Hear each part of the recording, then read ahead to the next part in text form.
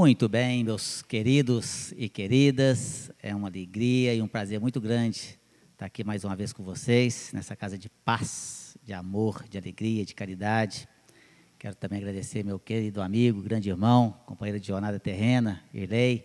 Nós estamos aqui hoje para podermos fazer mais esse estudo, né, de perguntas e respostas. Nós temos aqui uma quantidade muito grande, né, Irley, de perguntas que nos foram encaminhadas pelos internautas e pelos frequentadores aqui da casa. E eu vou começar fazendo as perguntas aqui, e depois eu passo para o Irley, e nós vamos aqui fazendo esse bate-bola aqui, tá certo? Espero que possam gostar aqui do estudo de hoje, e eu desejo a todos aqui que Jesus possa nos abençoar sempre. Muito bem, meus queridos, entre várias perguntas que nos chegaram aqui, eu estou com duas aqui, que elas são similares, e é bem interessante. A pessoa fala assim, assombração são espíritos? Eles podem assombrar a nossa casa, a nossa empresa? Como é que eles fazem isso? E a outra parecida é, existe assombração? Se sim, o que é assombração? Eles podem assombrar a nossa casa? Olha só, meus queridos, existem realmente aí essa situação que as pessoas falam assim, minha casa é mal assombrada, né? Esse local é mal assombrado, não passe ali porque ali é mal assombrado. E o que é isso? Na verdade, o que é uma assombração? Existe assombração? Existe assombração, né? Mas o que é uma assombração? Na verdade, meus queridos, essa tão vulgarmente chamada assombração, na verdade, nada mais são do que espíritos, que eram pessoas como nós aqui encarnados, que quando desencarnam, às vezes ficam vagando por aí, não é? Ou às vezes ficam naqueles lugares onde estavam acostumados a ficar, como nas casas onde moravam, e eles podem ficar, dependendo do apego que aquela pessoa tinha com aquele local enquanto encarnada, ela pode ficar ali durante muito e muito tempo. E vou dizer mais para você que está nos assistindo neste momento, às vezes acontece, não raro, isso, daquele espírito ficar ali e não saber nem que morreu. Ele fica num estado de perturbação, às vezes tão grande, que ele acha que ele ainda está vivo na carne, ou seja, encarnado, e ainda não percebeu que o seu corpo físico já morreu. E aí, naquele apego às questões terrenas ainda, às vezes fica naquele ambiente ali doméstico, naquela casa, naquela fazenda, naquele local. Por isso que o pessoal fala, aquela fazenda é mal assombrada, aquela casa é mal assombrada. E como é que eles fazem? Tem barulhos. O espírito ele começa a manipular o que nós chamamos de ectoplasma, e ele consegue, dependendo do conhecimento dele, ele costuma aprender a fazer isso no plano espiritual, e ele então faz barulhos, ele bate nas portas. E não só bate, ele faz barulhos, mas ele pode, inclusive, fazer mais do que isso. Ele pode arrastar móveis, ele pode colocar objetos de um lugar para outro. Muitas vezes a pessoa está ali na sua casa e, de repente, o copo cai do nada, cai e quebra. Uma televisão que liga, uma porta de geladeira que abre, uma gaveta que abre sozinho, uma porta de armário, e a pessoa fica desesperada, né? Nada mais são que espíritos que estão por ali, por os mais diversos motivos. Como eu disse, pode ser que eles estejam ali apegados ainda àquele local, pode ser que eles estão ali como zombeteiros, espíritos brincalhões que estão ali querendo azucrinar, ou às vezes até mesmo alguns espíritos que não têm afinidade com aquela pessoa e querem ali realmente perturbar. Eu já atendi vários casos, o Irley também, que trabalha ativamente nessa área mediúnica, pode atestar isso aí, né? Depois, eu já atendi espíritos aqui que ele estava, na verdade, essa entidade, né, que nós acolhemos aqui na casa, ele estava realmente com muita raiva, porque ele achava que a casa dele tinha sido invadida. E eu conversando com ele, é um absurdo, nós não temos mais aqui uma polícia ativa aqui na nossa cidade, né? As pessoas invadem a nossa casa e eu não consigo tirar eles daqui, eu xingo eles, eu mando eles sair, eu não consigo gritar para chamar as pessoas, ninguém me escuta, eles sentam em cima de mim, eu peço um copo d'água, ninguém me dá nenhuma água, estou morrendo de sede, estou morrendo de fome. Olha que situação. Ele era o dono da casa anteriormente, morreu e por ali ficou. E de repente, obviamente, a casa provavelmente foi vendida para outra pessoa, né, pelos herdeiros, e aquela pessoa, então, se achando aviltada nos seus direitos, continuava ali e querendo expulsar os novos moradores. Então, o que fazer? Oração, meus queridos. Por isso que o culto do Evangelho no lar é de fundamental importância. E aí eu falo para vocês, depois entrem aí, né, novamente no site aí no Centro Jesus de Nazaré, vocês vão ver lá o passo a passo de como fazer, mas é muito simples, escolha um dia da semana, reúna os seus familiares, ali num dia específico, no horário específico, e façam ali a leitura do Evangelho, as preces, o ambiente doméstico vai ficar mais tranquilo, mais sereno, mais leve. E isso aí. E se as coisas continuarem perseverando nessa situação, procure a Casa Espírita, uma Casa Espírita séria, que ela vai poder te ajudar aí e orientar também, principalmente essas entidades, para que possam buscar a paz. É isso, Irlei.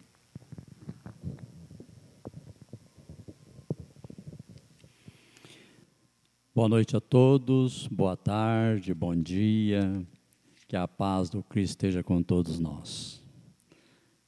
Aqui tem uma pergunta, o seguinte: por que não conseguimos nos lembrar das encarnações anteriores? Não seria bom para evoluirmos? Já imaginamos quantas encarnações nós já passamos? Mais de 200. Quantos anos nós temos na Terra? Mais de 2 bilhões de anos. E estamos num planeta de provas e expiações. Cada um de nós com cheio de problemas, com sofrimentos. E se nós lembrarmos, então, de tudo que nós já aprontamos em outras encarnações? Como seria a nossa vida?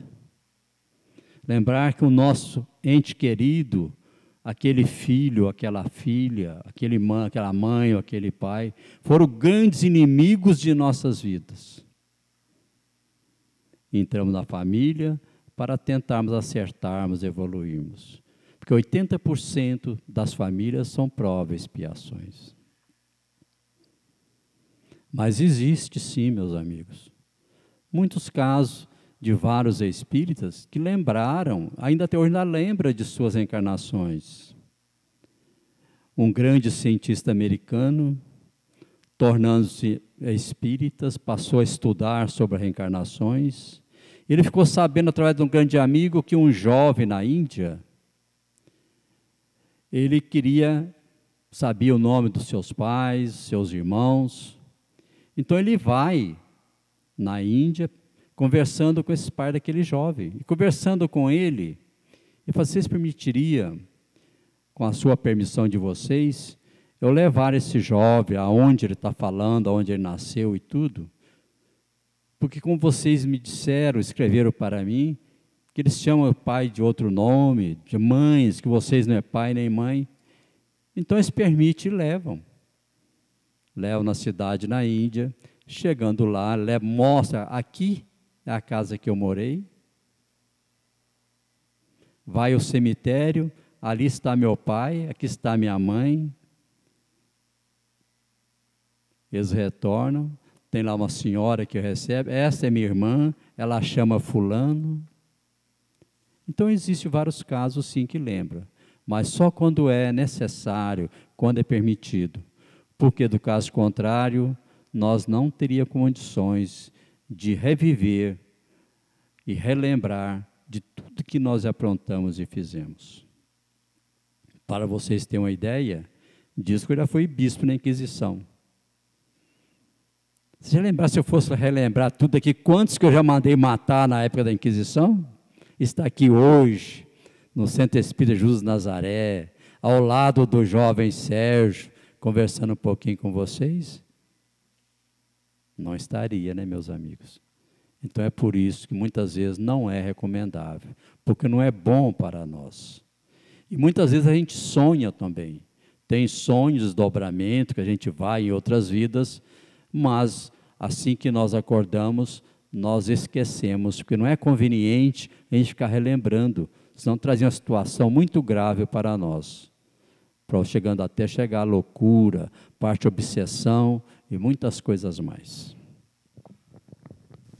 Muito bem. Uma pergunta aqui interessante, na verdade são duas, mas elas também são similares. E a pessoa fala assim: quando a gente bebe bebidas alcoólicas e fuma, os espíritos bebem com a gente mesmo? Como é que eles fazem isso? E a outra fala assim: ouvi em uma palestra que os espíritos bebem com a gente, fumam com a gente, como pode ser isso? Bom, meus queridos, primeiro nós precisamos de contextualizar aqui o que é um espírito. O que é um espírito? Os espíritas, né, sabem muito bem, e aqui aqueles que porventura estejam ouvindo essa palestra aqui pela primeira vez, vão poder entender. O espírito nada mais é do que nós mesmos, meus queridos. Nós somos espíritos. Eu e Elei somos espíritos encarnados. O dia que eu morrer, eu serei o mesmo Sérgio, com os mesmos defeitos, com as mesmas qualidades.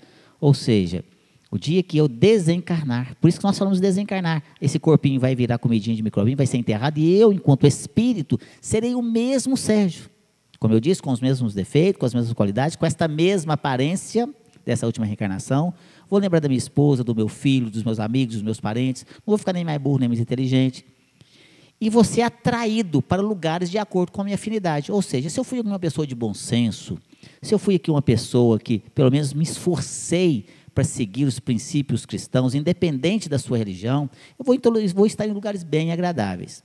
O inverso disso também é verdadeiro. Se eu fui uma pessoa muito ruim, se eu prejudiquei pessoas, se eu prejudiquei a mim mesmo pelos vícios, por exemplo, estarei em lugares bem complicados, ou estarei vagando aqui entre os vivos na carne, entre os encarnados.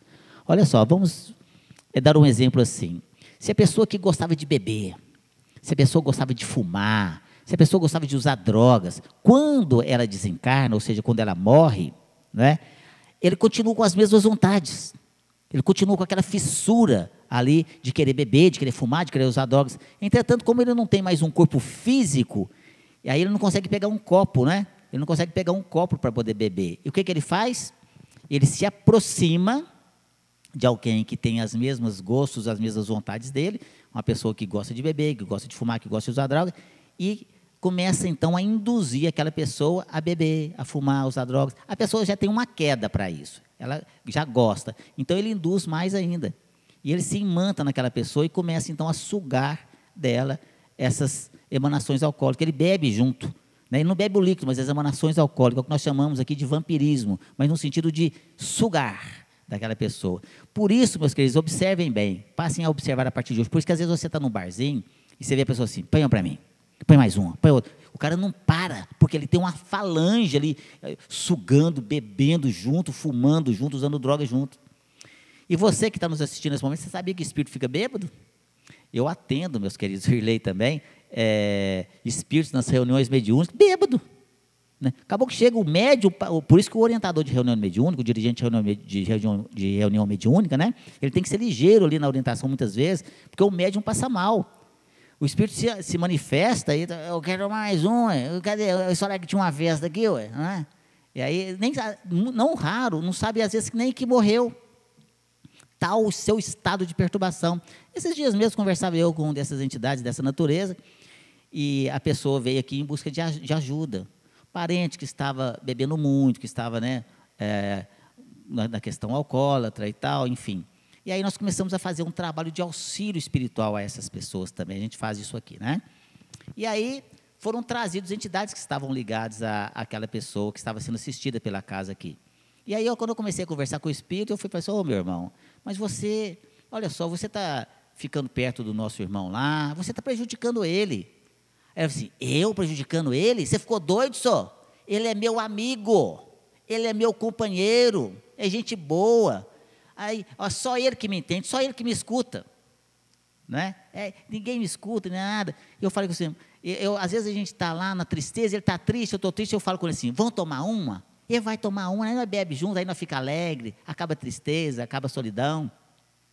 Aí eu falei com ele assim, mas você não tem notado assim algo estranho, as pessoas não conversam com você? Você mas ninguém gosta de conversar com tonto, não, né, cara? Aí você vai, olha que sujeira que eu estou. Mas ele não importa, não, eu fico perto dele, ele me acolhe, nós somos amigos.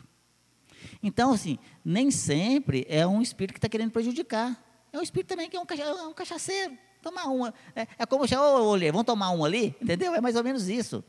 Então, a gente tem que tomar muito cuidado com a questão dos vícios, sabe, meus queridos? Quando você está ali bebendo, fumando, usando drogas, você está atraindo para perto de si entidades dessa natureza. Eu gostaria de falar mais uma coisinha ainda para encerrar a minha fala. Quando você bebe, quando você fuma, quando você usa drogas, você está, obviamente, prejudicando o seu corpo físico. E isso quem fala é a ciência. A ciência é muito clara com relação a isso, né? Hoje nós sabemos que o fumo ele é muito prejudicial à saúde. No plano espiritual é considerado um suicida, quando você desencarna. Olha só. Então, E aí você vai sofrer, e sofrer muito no plano espiritual. Vide lá a obra de André Luiz. André Luiz, quando desencarnou, André Luiz, que foi um grande e renomado médico no plano espiritual, aqui no Rio de Janeiro, né? Ao desencarnar, durante 8 anos e meio, ficou naquelas regiões umbralinas, e depois de muito tempo, então, resgatado a pedido de sua mãe, pelo ministro Clarencio e Lísias, chegando à colônia Nosso Lar, ele lá deitado na maca, no hospital da colônia Nosso Lar, e escutando, né, a conversa dos amigos espirituais, falando, que pena, né, que o nosso irmão chegou aqui a essa casa pelo suicídio. André Luiz, que for um grande médico, vocês estão ficando doidos, gente, né? É claro que não com essas palavras, mas mais ou menos assim, né? Olha meu prontuário aí, você está doido, eu não suicidei não, ué. Eu era médico, eu estava doente. Aí eles, não, você suicidou sim, meu irmão. Você bebia demais, você fumava demais, você era muito nervoso. Olha os brabinhos aí, ó. Né? Nervoso, olha só, nervosia. Então, assim, tudo que você danifica o seu corpo físico, reflete no seu perispírito. Consequentemente, está danificando ele, tá certo? Pior, eu falo mais, você poderá ter sequelas.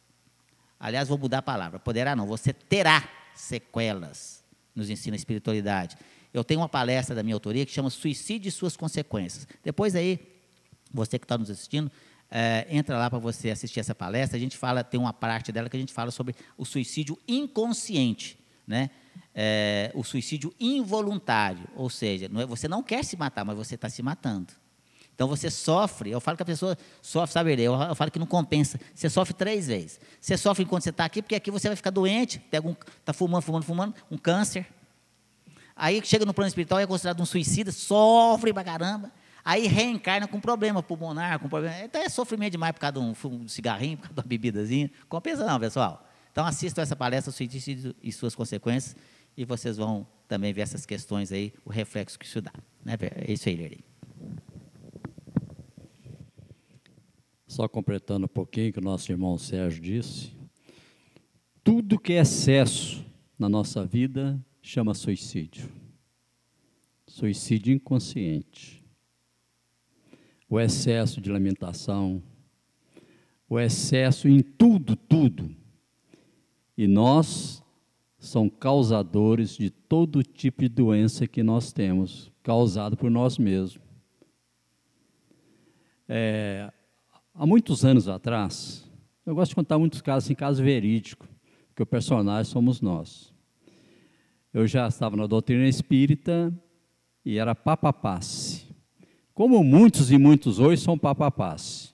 Vem à casa espírita, toma uma passe, água fluidificada, e sai da casa espírita e vai para o boteco tomar uma cervejinha.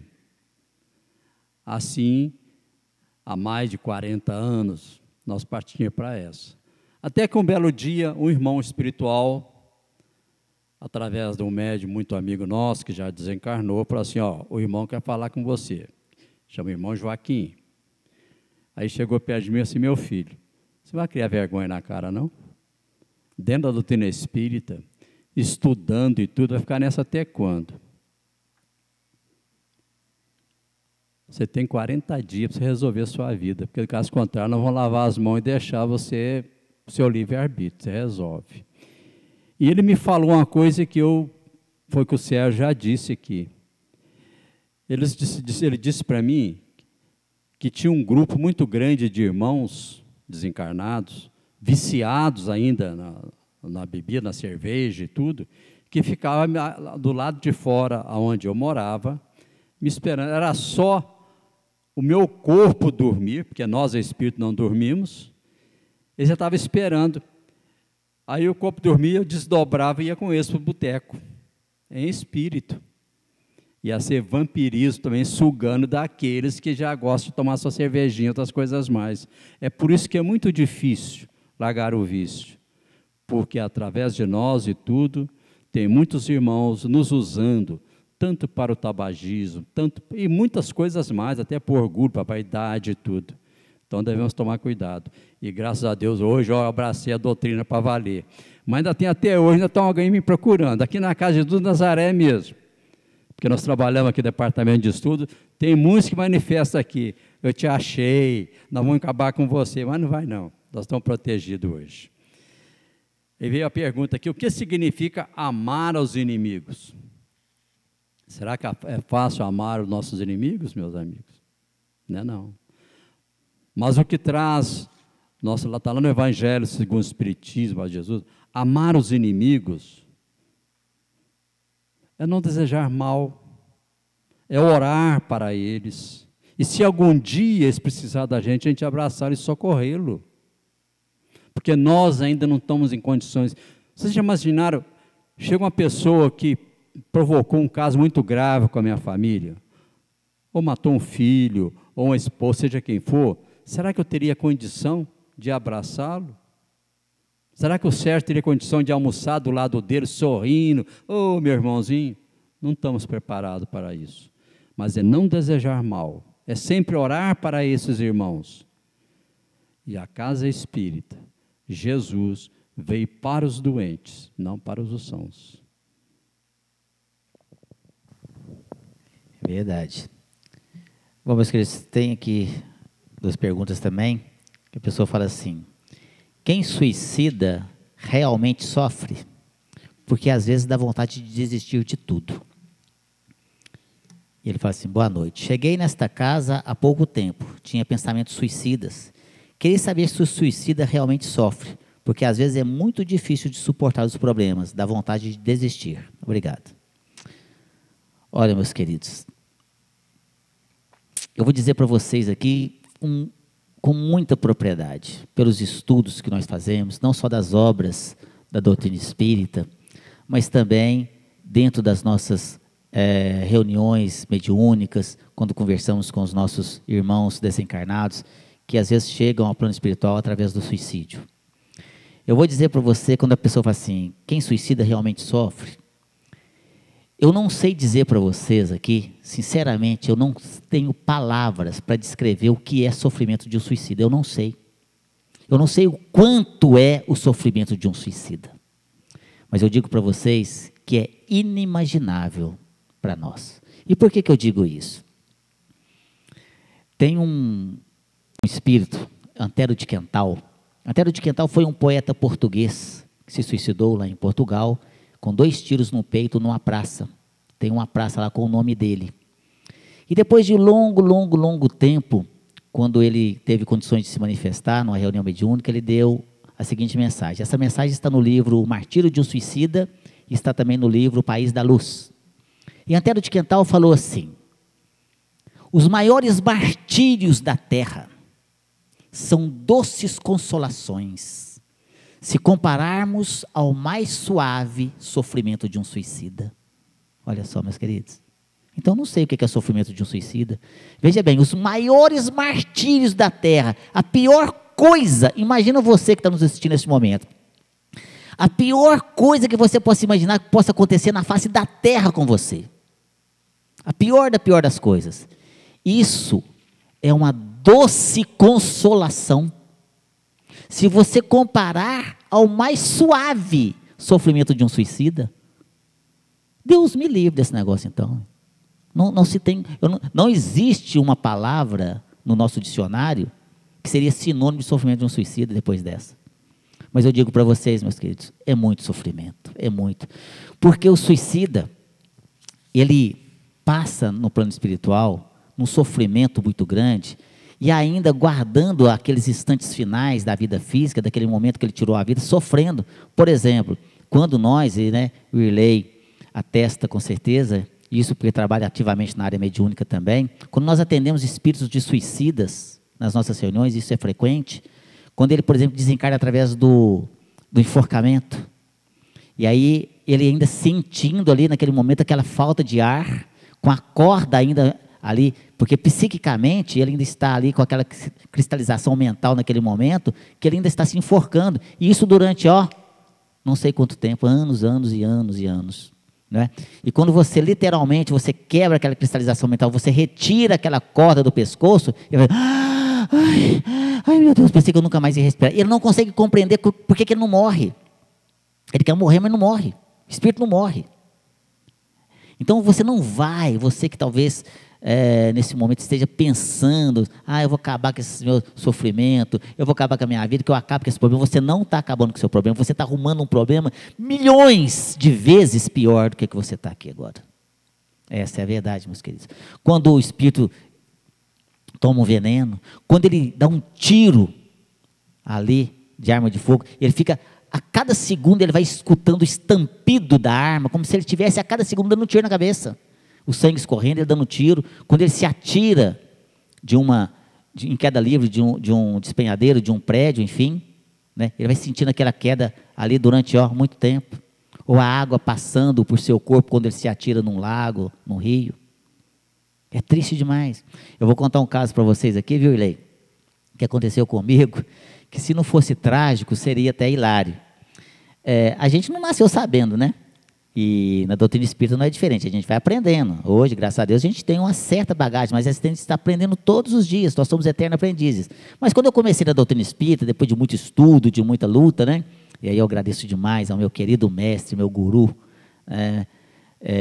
Sr. João Balbi. Aquele é um anjo na minha vida, me ensinou tudo que eu sei, me acolheu, eu e minha esposa. Enfim, então nós começamos a trabalhar na reunião mediúnica, depois de muito estudo. O Sr. João Balbi era muito rigoroso com o estudo, tinha que estudar muito, né? E eu trabalhava na reunião mediúnica com ele, mas como assistente, né? Só ali como médio passista e tal. E um dia, ele falou assim, a partir de agora você vai ser o dirigente da reunião, você vai ser o orientador também. Eu quase morri de susto, né? Aí, eu comecei a trabalhar na reunião mediúnica, mas também não tinha muita prática, né? Ali. Então, chegou no primeiro dia que eu fui fazer a reunião, aí manifesta um espírito, por sinal, na minha esposa. E ela começou,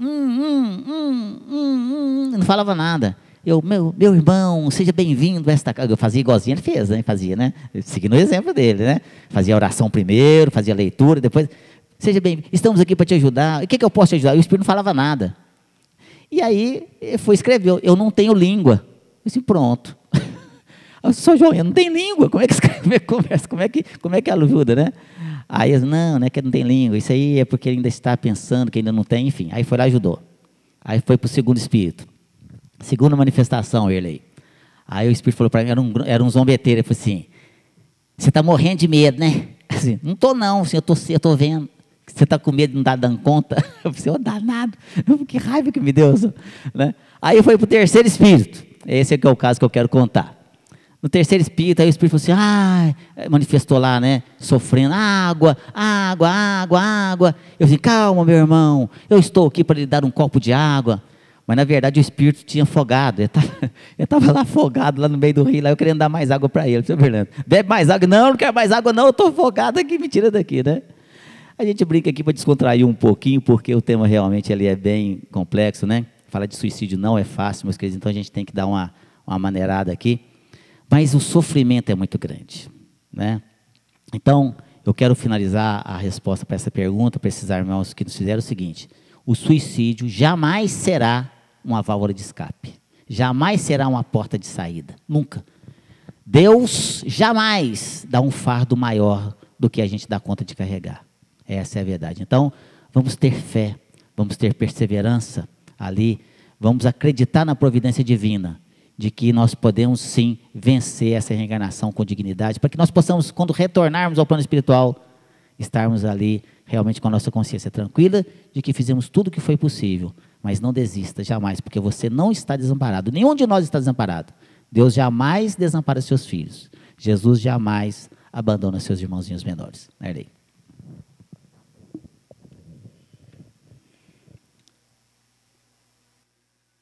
Um dos maiores crimes da atualidade, meus irmãos, é o aborto e é o suicídio. E hoje o Brasil está em primeiro lugar de suicídio. Era a Suíça, a Suécia, hoje é o Brasil. E o maior índice desses dois maiores crimes da história é da mocidade. Vamos pensar nisso. Tem uma pergunta: existe céu e existe inferno? Se existe, onde estão eles? O céu e o inferno, como nós aprendemos e muitos dogmas, toda a maior parte das filosofias, todas religiosas, nós temos que respeitar cada uma. Vocês acreditam que Deus ia criar o inferno? Se Ele criou o inferno, criou demônios, Satanás, Lucifer, esses são nossos irmãos. Ia criar, nos colocar lá, virar churrasquinho do demo a vida toda. Até eu fico brincando muito, que é bom que agora tem um churrasquinho, mas deve ter uma berinate do lado, né? Esse inferno nunca existiu, meus irmãos. Deus jamais ia criar um negócio desse. Agora, demônio, sim. Porque todos nós somos. Demônio vem do daimon, quer dizer espírito. E Sócrates dizia, ouço os meus daimons, ouço os espíritos. Então, nós somos espíritos encarnados ou desencarnados. E onde está o céu e o inferno? Está dentro de cada um de nós. E nós observamos, tem regiões umbralinas, as regiões abismais, onde tem o Senhor das Trevas, magos negros. Mas como disse o próprio Cristo, não perderá nenhuma ovelha na casa do meu Pai. E todos nós, um dia, chegaremos lá também. Todos. Não perderá nenhuma ovelha na casa do meu Pai. E quantos de nós já estão sendo sugados para mundos primitivos? Observa a Terra há mais de 3 bilhões de anos, porque a Terra há 4,5 bilhões de anos, mais ou menos. Quantos já vieram, os nossos irmãos Capelino e muitos outros, que não tinham condições de reencarnar naqueles planetas, vieram para cá. E quantos daqui estão indo? Então nós temos que pensar nisso. E o inferno e o céu está dentro de cada um de nós. Quantas vezes nós ficamos irados, com raiva, com ódio, com pensamento de vingança durante 24 horas? Brigamos. E quantas vezes nós desejamos o bem ao próximo? O amor é o céu. Então vamos pensar nisso. Vamos tentar mudar a nossa maneira de viver, os nossos pensamentos. Até eu brinco muito com o pessoal, que eu gosto sempre de fazer um sério dentro das nossas brincadeiras, porque não tem negócio de ficar a cara fechada, não, é sorrir. Se uma mulher, uma esposa, está com muito ódio do marido, ela está fazendo o almoço e você me paga, pensamento negativo, coitadinho dele. Aquele almoço pode dar uma dor de barriga terrível. É energias negativas que nós atraímos para o próximo. Então, vamos pensar muito nisso e deixar de ficar indo para o inferno e o céu todo dia. E se nós, é lógico que nós estamos aqui até hoje na Terra. Quantas encarnações? Mais de 200, que já dissemos. Estamos ainda nesse planeta. Porque nós temos muitas coisas a resgatar ainda. Porque é a colheita. Nós colhemos o que plantamos. Como diz Jesus, a plantação é livre, a colheita é obrigatória. É verdade. Ó, tem uma pergunta interessante aqui, pessoal, que a pessoa fala assim, como é que fica essa questão de Adão e Eva? A gente veio mesmo deles? São eles os primeiros a serem criados por Deus? Nós viemos realmente de Adão e Eva? Não dá para acreditar nisso. Como é que seria a procriação, então? Fizeram o estudo do Evangelho, né? Então, olha só que coisa interessante. Hoje, nós estamos, né, esse ano agora de 2021, eu me tornei espírita no ano de 2000. Não tem muito tempo que eu sou espírita. Né? O Irley já nasceu espírita, tem 200 anos de espírita. Eu tenho 21 anos apenas, que eu sou espírita. Mas eu sempre fui muito questionador, sabe, meus queridos? Eu me recordo, no ano de 2000, 99 para 2000, quando eu com essas questões todas na cabeça, eu talvez por causa da minha profissão das ciências exatas, como consultor tributário, como contador, e gestor, então as coisas para mim tem que ter lógica. Para mim tudo tem que ter lógica, tem que ter uma explicação razoável, científica, preferencialmente. E aí, né, eu, muito católico, então eu ia nas homilias, e aí um dia eu fiz uma pergunta para o padre, e falei com ele assim, o padre José, um grande amigo, né, já morreu, tadinho. E eu falei para ele assim, ô padre, eu estou precisando de fazer 2 perguntas para o senhor. Aí eu assim, claro, eu me chamava de, na época, eu fui muito magrinho, sabe? Me chamava de Serginho, né? Vem cá, Serginho, vamos lá na sacristia. O que foi? Eu falei assim, ô padre, o senhor acha que Deus é bom ou o senhor acha que Deus é ruim? E ele olhou para mim assim, né? Eu falei, como assim? Mas claro que Deus é bom, velho. Pois é, padre, mas o senhor acha que Deus é justo ou o senhor acha que Deus é injusto? Ele era um padre bravo, sabe? Ele era bravo. Eu disse, que isso? Isso é pecado, você está dentro da sacristia, como é que você fala uma coisa? Claro que Deus é bom e justo. Não, peraí, padre, deixa eu te explicar por que eu estou fazendo essas 2 perguntas. Se Deus é bom e se Deus é justo, por que tem tanta miséria na terra? Por que tem tanta pobreza? Tantas pessoas passando fome, enquanto tem pessoas que têm muito mais do que precisa, desperdiçando comida, moram em mansões, enquanto tem gente que mora debaixo de ponte, de viaduto, não tem onde morar. Por que as crianças estão desamparadas, não têm paz? Por que criança fica doente? Por que criança morre? Por que criança já nasce morta se não tem pecado? Por que, padre, eu conheço pessoas que têm um coração de ouro, que ajuda todo mundo, mas tem uma problemada danada na vida, uma doençada danada, nossa, fica naquela situação tão difícil, enquanto tem gente que é ruim, igual cobre, e tem uma saúde de ferro. Por que, padre, que dentro de uma mesma família nós temos 2 filhos, filho do mesmo pai, filho da mesma mãe, um é saudável e o outro é surdo, mudo, deficiente mental? Aí eu falei assim, mas isso é os desígnios de Deus, então Deus não é justo não, hein? Por que o Irley é uma pessoa rica, maravilhosa, bonita? Mentira, viu gente? Mas, né, faz de conta, né? E saudável, e eu, Sérgio, sou feio, sou pobre, miserável, doente. Por que o Irley, que não é o ferrado, que não é o pobre, miserável, e eu, Sérgio, não sou rico, poderoso, né, e saudável? Qual que é o critério? Não é?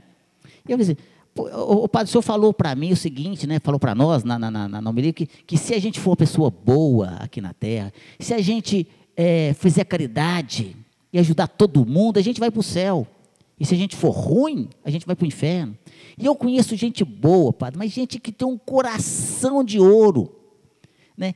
E que ajuda todo mundo, mas é pobre, pobre demais da conta, e que não tem nem para si, mas que tira da boca para dar para o outro.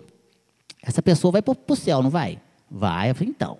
Mas eu conheço gente rica também, padre. Eu sou contador de pessoas milionárias, não bilionárias. Pessoas que têm dinheiro demais, mas é muito dinheiro. Mas ele ajuda todo mundo. Ele ajuda hospitais, ele ajuda idosos, área de idosos, ele ajuda creche, ele dá cesta básica, ele ajuda todo mundo, não é? Essa pessoa vai para o céu também, não vai? Não, vai. Eu falei, então qual que é o critério? Um sofre para caramba, vai para o céu. O outro não sofre nada, vai para o céu também, ué. Aí ele falou assim, mas você não pode esquecer que nós estamos pagando os nossos pecados desde o início da nossa geração. Eu disse, opa! Então, senhor padre, foi até bom o senhor ter falado isso aí, né?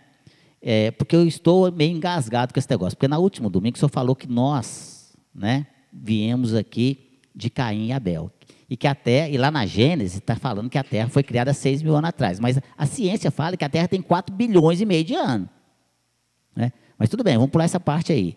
Mas lá fala o seguinte, que Deus criou Adão do barro, a sua imagem e perfeição, lhe deu o sopro do ânus ali, e lhe deu a alma. E da sua costela, ele fez então Eva.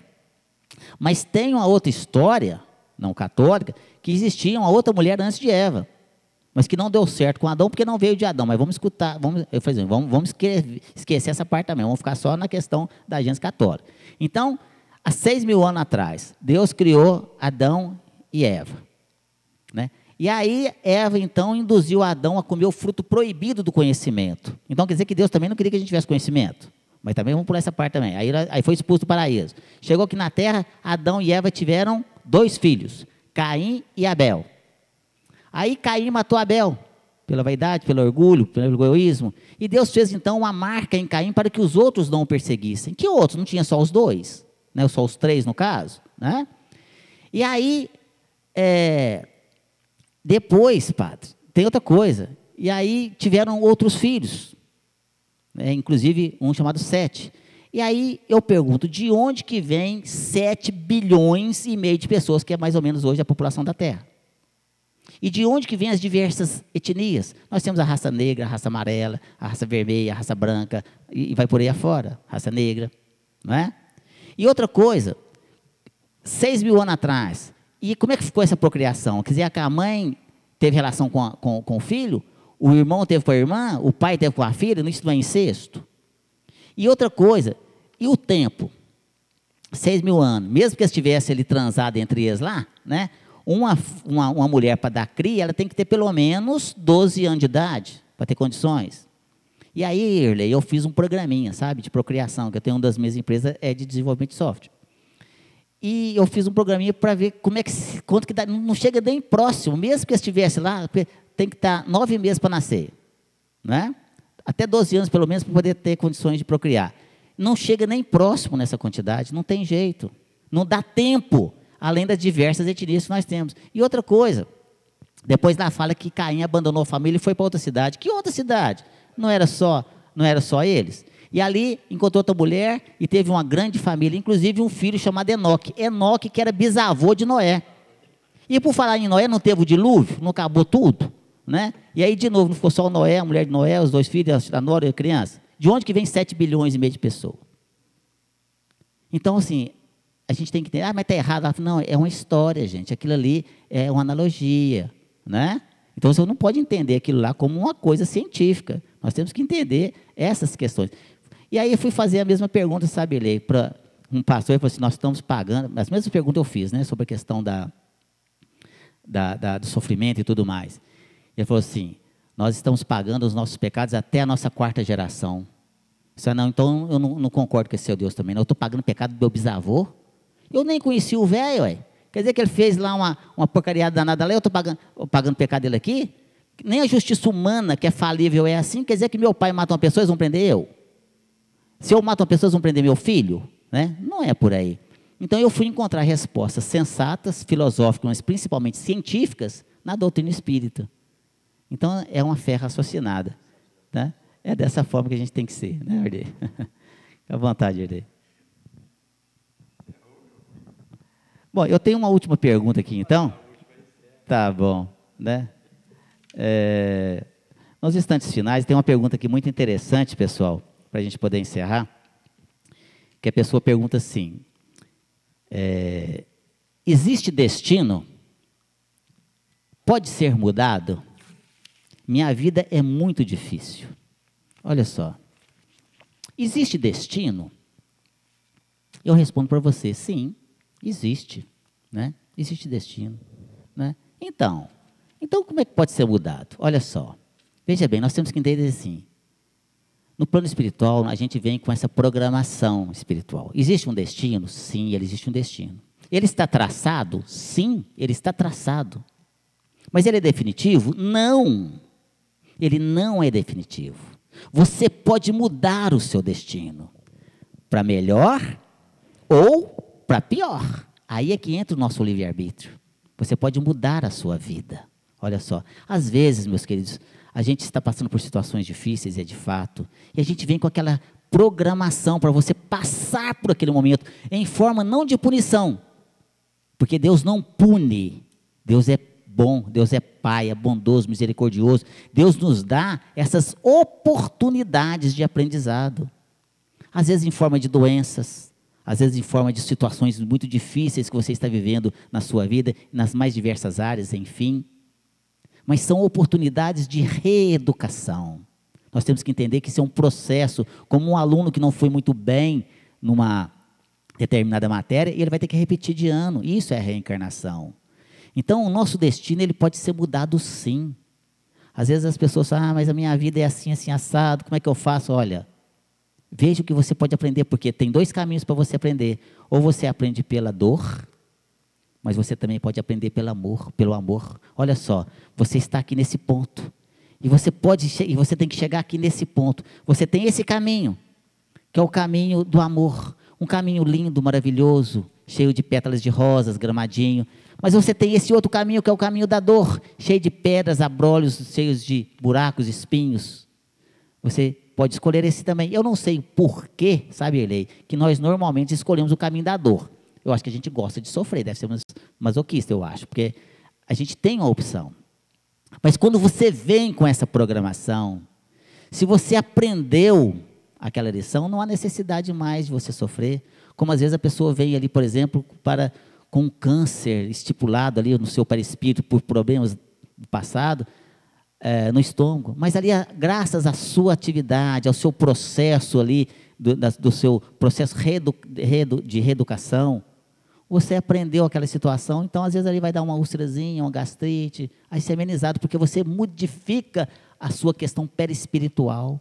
Olha só. E não só na questão física, nas mais diversas situações. Então, às vezes a pessoa fala, mas isso eu estou sofrendo, né? Fazer o quê? Eu devia ter jogado pedra na cruz mesmo, então agora aguenta, né? Aí eu vou sentar ali na calçada e vou chorar as mágoas. Eu vou deixar, porque quem mandou eu aprontar? Não é assim, meus queridos. Não é assim que funciona. Resignação é uma coisa, né? Ali. Agora, você desistir é outra. Eu tenho que ter a resignação para passar por aqueles momentos, mas a perseverança para seguir em frente. Essa é a verdade. E nós podemos mudar o nosso destino. Nós podemos mudar para melhor ou para pior, depende das nossas ações. Quem nos ensina isso é um grande espírito de grande escola, se chama Hamed. Tem um livro que eu gostaria de sugerir para encerrar a minha fala aqui, que se chama Um Modo de Entender uma Nova Forma de Viver, ditado por Hamed ao médium Francisco do Espírito Santo Neto. E na sua lição primeira, intitulada Reprogramação. Essa lição é linda, meus queridos. Leiam esse livro. E leiam especialmente essa lição de número 1, a lição primeira, Reprogramação. Quando Hamed, ditando ao médium Francisco do Espírito Santo Neto, ele fala assim, mais ou menos assim: nascestes no lar de que precisavas, vestistes o corpo físico que merecias, moras no melhor lugar que Deus poderia te proporcionar de acordo com o teu adiantamento. Possui os recursos financeiros coerentes com as tuas necessidades, nem mais nem menos, mas o justo para as tuas lutas terrenas. Teu ambiente de trabalho é o que elegestes espontaneamente para a tua realização. Teus parentes e amigos são almas que atraístes com as tuas próprias afinidades. Olha só, os teus parentes e amigos são almas que atraístes com as tuas próprias afinidades. Portanto, o teu destino está constantemente sob teu controle. E ele ainda fala assim: tu escolhes, recolhes, eleges, buscas, atrais, modificas, expulsas tudo aquilo que te rodeia a existência. Teus pensamentos e atitudes são as fontes de atração e de repulsão na tua jornada vivencial. E ele ainda fala assim: portanto, não reclames, nem te faças de vítima. Antes de tudo, analisa e observa. A mudança está em tuas mãos. E finaliza assim: reprograme a tua meta. Busque o bem e viverás melhor. É isso, meus queridos.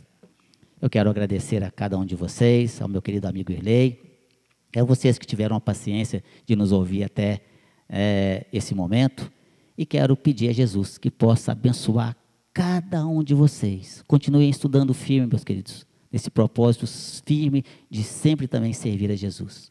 Um grande abraço a todos, muita paz e um beijo no coração de cada um de vocês. Muito obrigado.